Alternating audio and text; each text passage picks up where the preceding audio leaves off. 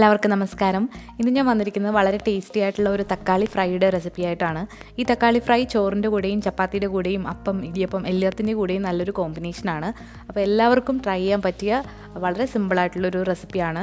അപ്പോൾ റെസിപ്പിയിലേക്ക് കിടക്കുന്നതിന് മുന്നായിട്ട് നിങ്ങൾ ഈ ചാനൽ ആദ്യമായിട്ടാണ് കാണുന്നതെങ്കിൽ സബ്സ്ക്രൈബ് ചെയ്തിട്ട് റൈറ്റ് സൈഡിലായിട്ട് കാണുന്ന ബെൽ ഐക്കൺ കൂടി ഒന്ന് ക്ലിക്ക് ചെയ്യണം. എങ്കിൽ മാത്രമേ ഞാൻ വീഡിയോസ് അപ്ലോഡ് ചെയ്യുമ്പോൾ നിങ്ങൾക്ക് നോട്ടിഫിക്കേഷൻസ് കിട്ടുകയുള്ളൂ. അപ്പോൾ അധികം താമസിയാതെ ഈ തക്കാളി ഫ്രൈ എങ്ങനെയാണ് തയ്യാറാക്കിയെടുക്കുന്നത് നോക്കാം. തക്കാളി ഫ്രൈ ഉണ്ടാക്കാൻ വേണ്ടിയിട്ട് ഒരു പാനിലേക്ക് 1/2 ടേബിൾ സ്പൂൺ വെളിച്ചെണ്ണയാണ് ഒഴിച്ചു കൊടുക്കുന്നത്. വെളിച്ചെണ്ണ നിങ്ങളുടെ ഇഷ്ടത്തിനനുസരിച്ച് കൂട്ടുകയോ കുറയ്ക്കുകയോ ചെയ്യാവുന്നതാണ്. അപ്പോൾ വെളിച്ചെണ്ണ ഒന്ന് ചൂടായി വരുമ്പോഴത്തേക്ക് ഇതിലേക്ക് ഒരു 1/2 ടീസ്പൂൺ കടുക് ഇട്ടെന്ന് പൊട്ടിച്ചെടുക്കുക. കടുക് പൊട്ടി വന്നിട്ടുണ്ട്. ഇനി ഇതിലേക്ക് നമുക്ക് ഉള്ളിയൊക്കെ ചേർത്ത് കൊടുക്കാം. അതിന് മുൻപായിട്ട് 2 വറ്റൽമുളക് ഒന്ന് നുറുക്കിയിട്ട് ഇതിലേക്ക് ചേർത്ത് കൊടുക്കുകയാണ്. ഇതിൻ്റെ കൂടെ കറിവേപ്പില ഉണ്ടെങ്കിൽ അതുകൂടി ചേർത്ത് കൊടുക്കാവുന്നതാണ്. ഇനി ഇതിലേക്ക് പൊടിയായിട്ട് അരിഞ്ഞ വെളുത്തുള്ളി, ഇഞ്ചി കൂടി ചേർത്ത് കൊടുത്തു. വെളുത്തുള്ളിയാണ് കൂടുതൽ ചേർക്കേണ്ടത്. ഇഞ്ചി ഒരു ചെറിയ കഷ്ണമാണ് ചേർത്തിട്ടുള്ളത്. വെളുത്തുള്ളി 3-4 അല്ലി ചേർത്തിട്ടുണ്ട്.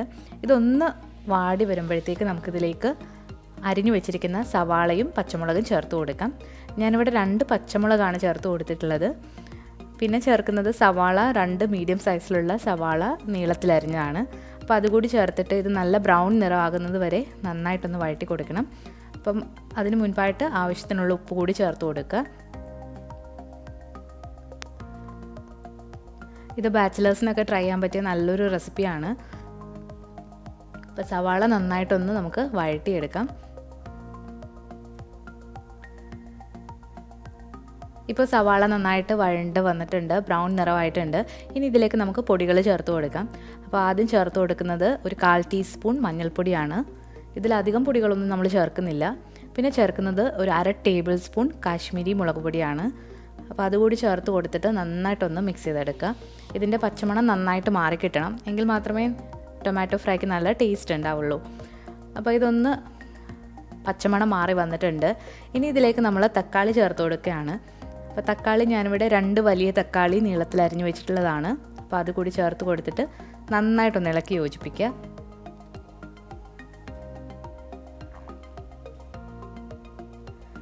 ഉള്ളി നല്ല ഫ്രൈ ആയിട്ട് വരണം, എങ്കിൽ മാത്രമേ ഈ ഫ്രൈക്ക് നല്ല ടേസ്റ്റ് ഉണ്ടാവുകയുള്ളൂ. അപ്പോൾ തക്കാളി നിങ്ങളുടെ ഇഷ്ടത്തിനനുസരിച്ചിട്ട് ചേർത്ത് കൊടുക്കാവുന്നതാണ്. ഇതിപ്പോൾ അത്യാവശ്യം പുളിയുള്ള തക്കാളിയാണ്. അപ്പോൾ അതുകൊണ്ടാണ് ഞാൻ 2 എണ്ണം എടുത്തിട്ടുള്ളത്. ഇനി ഇതിലേക്ക് ഉപ്പ് നോക്കിയിട്ട് നിങ്ങൾ ആവശ്യത്തിനുള്ള ഉപ്പ് കൂടി ചേർത്ത് കൊടുക്കുക. അപ്പോൾ ഈ തക്കാളി ഫ്രൈ ഞാൻ അടച്ചു വെച്ചിട്ടല്ല വേവിക്കുന്നത്, അത് തുറന്ന് വെച്ചിട്ട് തന്നെയാണ്. മുളക് പൊടി നിങ്ങൾക്ക് പോരാൻ തോന്നുകയാണെങ്കിൽ കുറച്ചുകൂടെ ചേർത്ത് കൊടുക്കാം. എന്തായാലും നമ്മൾ ഈ തക്കാളിയിലിട്ട് നന്നായിട്ട് ഫ്രൈ ചെയ്യുന്നതുകൊണ്ട് മുളക് പൊടി നന്നായിട്ട് തന്നെ മൂത്ത് കിട്ടും. അപ്പോൾ ഇതിനി ഒന്ന് നമുക്ക് വേവിച്ചെടുക്കാം.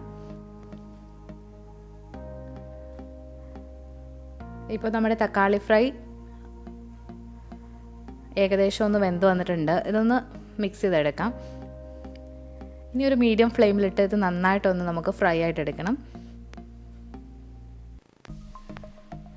സാധാരണ തക്കാളി ഫ്രൈയിൽ മുളക് പൊടിയും മഞ്ഞൾപ്പൊടിയൊക്കെയാണ് ചേർക്കുന്നത്. പക്ഷേ ഇതിലൊരു സീക്രട്ട് ഇൻഗ്രീഡിയൻ്റ് കൂടെ നമ്മൾ അവസാനം ചേർക്കുന്നുണ്ട്. അപ്പോൾ അതാണ് ഇതിൻ്റെ ഒരു മെയിൻ ടേസ്റ്റ് കൊടുക്കുന്നത്.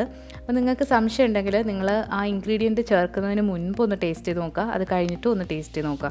അപ്പോൾ നിങ്ങൾക്ക് അതിൻ്റെ ഡിഫറൻസ് മനസ്സിലാകും. അപ്പോൾ ഇതെൻ്റെ അമ്മ എനിക്ക് കുട്ടിക്കാലത്ത് സ്കൂളിൽ സ്ഥിരമായിട്ട് തന്നു വിടുന്നതാണ്. അപ്പോൾ അതിനൊരു പ്രത്യേക ടേസ്റ്റാണ്.